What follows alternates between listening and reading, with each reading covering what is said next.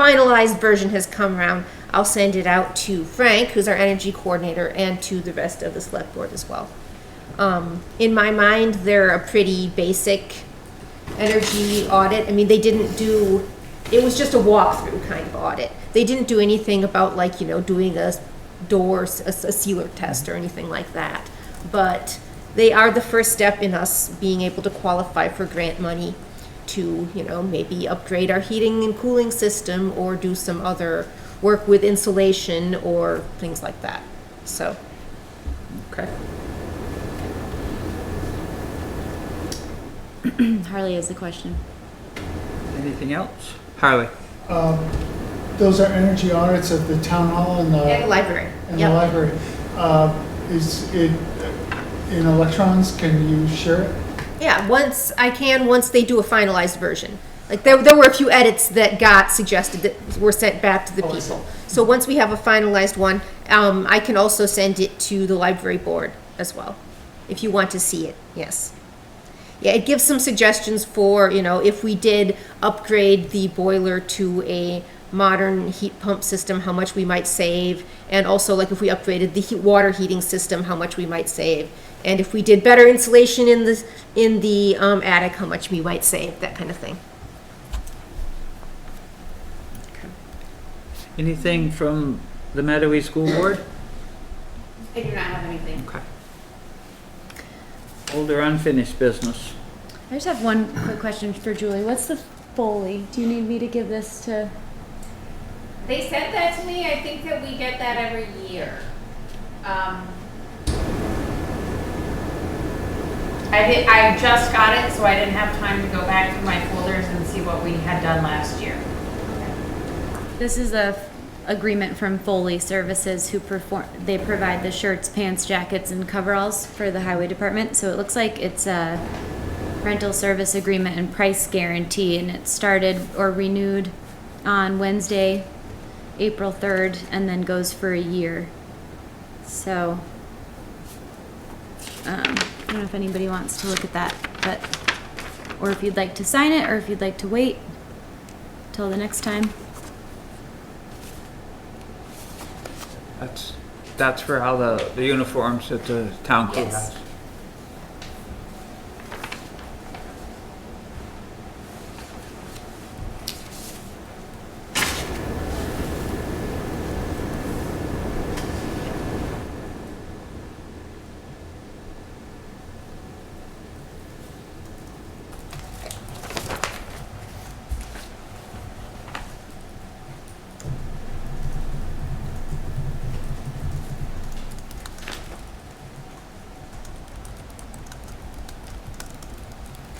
I guess just space for one signature, so I guess that's you. So I made great. How much is it? 15 seconds.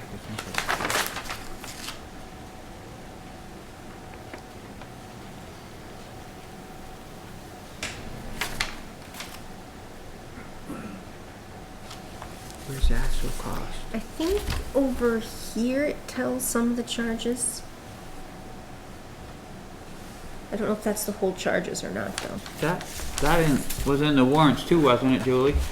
How much is it cost a week for that service? The 3 bills that are in there now were about $65 a week, but it will go up when Damon's stuff is added back in and be closer to probably 80. So it's 65 for the 2 guys? And other stuff, like shop towels and things like that. Okay.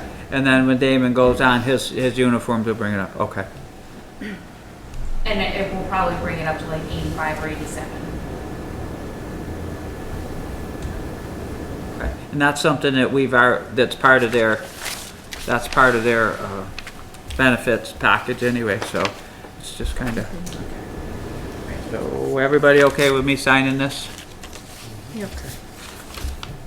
One thought that I have, since you all have Google emails, is to potentially create a Google Calendar that is shared, that has things like contract dates on them, that you could put in like next March, Foley contract coming up, and then if you wanted to at that point to shop around, you could do that.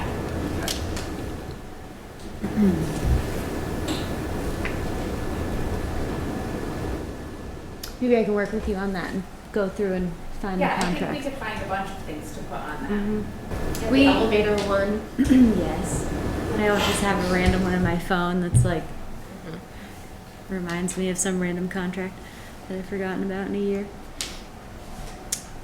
I do use the town one, but that's mostly for events. So Yeah. it'd be nice for the board to have their own. Well, and it could also have the dates when grants are due, because they're Yes. often the same from year to year, at least the highway ones. Yep, definitely. Good idea. Anything else on our old or unfinished business? New business, application for onboarding hiring. Okay. So I don't know how much you'd like to get into this tonight, but so I sent everybody an email yesterday. So after the last meeting, and hopefully we won't need to use it for a while because we've just completed our hiring process here for now. But it seems that there's definitely a need to come up with a clear and concise process that anybody can figure out and do, and we can have copies of paperwork here and just sort of an internal checklist. So I sent a really long email with a ton of different attachments yesterday, and I used the VLCT primarily, and I also did some research with the Department of Labor. But there are two, through the VLCT, there's a commercial vehicle operations procedure and then just a standard hiring procedure. So there's a checklist that goes with each with what everybody needs. There's two different kinds of basic applications. There's a lot that needs to be done when it comes to our CDL employees, which we have made great progress in over the last 2 years. Prior to that, we really hadn't hired anybody in a really long time. So I essentially was just looking for your feedback and your support and wanted to figure out if you thought that anything should be different or if there was anything else that we should add. I put together a checklist that was kind of just a basic checklist for hiring anybody, and it talks about somebody's interested, what do you do? And it's just a step-by-step with, you know, what you can give them and what processes we can go through, and I think it could be helpful. I think I got a quick scan through everything today, and I felt that it just enlightened me on so much points that we're missing that would certainly make the next transition much smoother. So I liked all the paperwork that was there. I know paperwork is sometimes bothersome, but it's very important. Every one of those paperwork documents are very important, and if we have it all laid out there, I think it would go very well, and like, oh yeah, what about this or what about that would mostly be gone. And ultimately, all of that paperwork is put in place to protect the employer, which is the town. And there's even stuff on there through the VLCT, like daily checklists that the highway department can be using, kind of just checking in on their equipment, checking in on their surroundings, and just ways to keep everybody a little bit more proactive, so that way all of a sudden we're not finding ourselves totally scrambling, trying to make sense of things, and it'll help with the organization when we bring somebody new on board. You know, it'll give them a smoother transition as well. So some of those would be all kind of blended. It wouldn't be like, well, there was like 6 PDFs or something that you sent. Yeah. So- So really what it would be if somebody's applying for a highway department position, there's going to be a set of steps because that's way more involved. And then if somebody's just looking to apply for, you know, we are talking about hiring somebody new and creating a new position with the town. So let's say it's the grant writer that we're looking to hire, then it would be that person. And that's really simple. I mean, just having them fill out an application and getting their resume, and then, you know, getting their I-9, which is their eligibility to work in the United States, and their tax withholdings. And then I think it's important too, something that we don't currently have is, you know, like just a simple emergency contact form, even, you know, going through that checklist, and just having all of that in the employee files. Yeah, and the other thing that was mentioned in there, which I don't know if we currently do, but I think was a really good idea, was to have them sign off that they've received and understood the employment handbook. So So that is something that we are already doing. do? Yes. Yes, that's pretty standard, and I was like, yeah, I'm glad that we have that. Yeah. I didn't know that, we did, but I'm Yeah. glad that we do. And I think a lot of this we already have been doing, but I think that it's really important that, considering the fact that the select board members are the bosses, that it just is important that everybody is aware of how it goes. So if you encounter somebody that's interested in a role, and you can just know exactly how to get them moving in the right direction. And I think ideally it would be really nice to have all of this stuff here in the town hall accessible. So if we have a position that's available, somebody could come in and Julie and Deb would be here and we would have those things handy so that at least they can pass those things off. And just that we're all empowered with the information that we need, and it doesn't leave any one of us being the only person that is the keeper of it, And I think having the checklist is really nice because, right now, maybe everybody on the board right now knows how to do it, but 6 years from now down the line when we got to hire somebody again, it might be totally different board members. Yeah. And if we have this checklist, whoever it is will know that they can just go down that checklist and do what needs to get done. Yeah, that was my hope. I mean, when we first started looking for people, I think the last person that the town had hired was me. So then we were trying to come up with all this stuff for the highway department, and there was really nothing much to look back on. So hopefully this will just be a helpful step in the right direction. And I know we've talked about the need to have somebody working for the town who can more primarily focus on all of this, the HR sort of stuff. And so, whoever that person might be down the road could fine tune this, but I just think it's a helpful start because we are in the Stone Ages when it comes to our, So we have been. Is everybody okay with Kristen trying to tune that and kind of tailor it to a town of Pawlet hiring procedure? So that's what I've done. So if you go back and look at it is all customized already to the town. So what I can do is I'll just come up with like one folder that's got CDL or, commercial vehicle operator employees, and one folder that's just more administrative, and we'll fine tune. If you could really, the big thing, that's all sort of like boilerplate, but if you could just all look at the checklist that I sent, that was made up. So that's the thing that I think I would really like to have some feedback on. Okay. All right. But I'll Great. keep Thank you. fine tuning that, and I can show it all to you again the next time. Julie? Yeah, so I wasn't included on that, I don't think. You haven't came been yet. today. Yeah, so,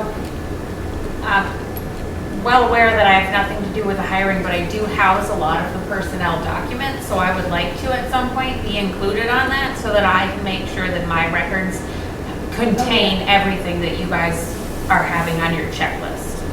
That was my plan. I sent it to them all first, looking for some feedback, and then I wanted you to have your hands on it and eyes on it too, Yeah. to see if there's anything from your end. Like I wanted to come up, we have the direct deposit form, and there were a couple other things. Like part of it is policy, so once somebody gets hired, for example, as we're getting into it with our highway foreman, ideally I think it would be really great for him to come and have a meeting with you, and have a meeting just to be able to sit down and understand. I think that should be a requirement, not Yes. an ideal thing that happens. Poor language, but yes, I agree 100%. So There's all kinds of stuff you'll need to get information for insurance and stuff like that anyway, so your portion will be added to that. Right, and I don't know how aware you are of this, but like Keith spent the time in my office every week, and Dale did as well. Like we have I have a pretty strong relationship historically with road foremen, because they are the department head and I deal with payroll. They are the department head and I deal with all ordering and accounts payable. So we really should have a strong relationship with them. That makes sense. So, okay. Other new business. Public Mike, Yes? this may be old business, but I forwarded a letter to everybody from Martin Kravitz. I have it right here. I'm going to read it. Excuse me? I have it right here. I'm going to read it during public comment. Oh. Yeah. Oh, okay, thank you. Thank you, Deb, for Frank? Heard a discussion last meeting. The cameras, and we have now the adapters, so because the cameras didn't come with a wall adapter for charging or a 12-volt socket for charging. So that's with that, and the select board can take the cameras now, because we're planning a rollout in May. The Planning Commission / Energy Group's going to talk about this at the meeting briefly. But the select board's welcome to take the cameras and play around with them. There's no instructions, but FLIR, F-L-I-R, has YouTube videos, basic use of the camera. Everything's online these days, they don't have manuals or anything. So anybody on the select board who wants to take the camera and play around with it, it's not going to matter if it's cold or hot. It's just going to see differences in temperatures. In the summertime, it's going to see heat loss heat gain as opposed to heat loss, which means the same thing. In the wintertime, you're going to have the heat loss through the same area in the summertime that you have the heat gain. So it will show up on the screens, but I recommend looking at the YouTube video from the FLIR. They help me, how to blah blah. It's really good stuff. But they're right there. Does anybody else have any public comment tonight? Okay, Martin Kravitz wrote this letter. He said he was unable to attend, but he'd like it read at the meeting. Dear Mr. Beecher and members of the Select Board, following up on the Library Board meeting on April 9th, at which time it was finally acknowledged by the Chair Harley Cudley that $3,500 in legal fees was paid from the library funds, and approximately $4,400 in legal fees occurred by the town attorney. And it's time for the Select Board to step in and take action to curtail this matter. The library director, Lindsay Barnes, was fired by Harley Cudley with support of certain library board members with no explanation or causes ever made public. What has been public is that Mrs. Barnes filed a harassment complaint against Mr. Cudley 5 weeks prior to being fired, after 1 week after receiving a raise in salary, while also receiving an award from the Vermont Library Association. The dismissal came after Mrs. Barnes fired library volunteers whose actions were regard to sale of rare books and library came into question. This is a matter yet to be fully explored with the accounting of the sale of those books and payments received therefrom, for which no proper records were ever kept. In fact, while I served on the library board for 3 years, I and at least one other previous board member were never informed that this person was taking a commission on each sale of 25%. Ms. Barnes has a master's degree in library science and specifically qualifications in rare books is far better suited to identify, handling, keeping records of such sales. This might be part of the reason for her dismissal.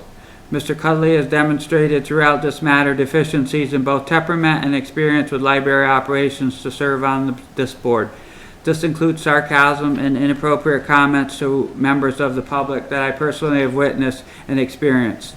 It was also a reason for harassment charges filed against him.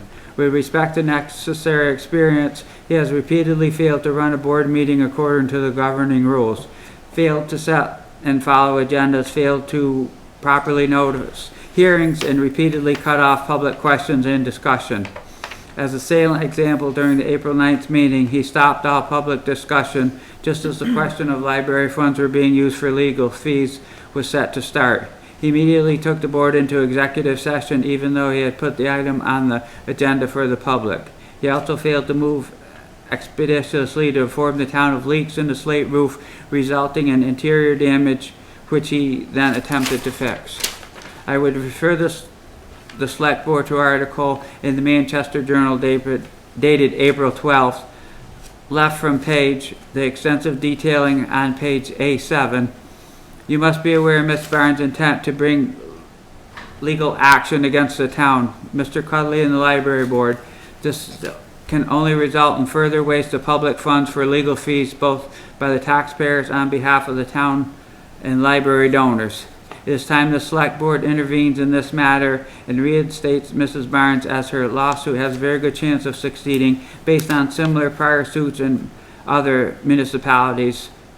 not stated yet, but equally troubling is the possibility of legal actions based on federal discrimination against all parties. At this time, it is time for the town to end this costly, damaging matter.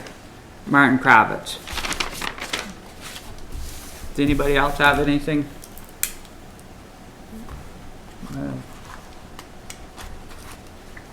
I have a motion to adjourn. Sure, I'll move that we adjourn. We haven't got out of here on time in a Right. while.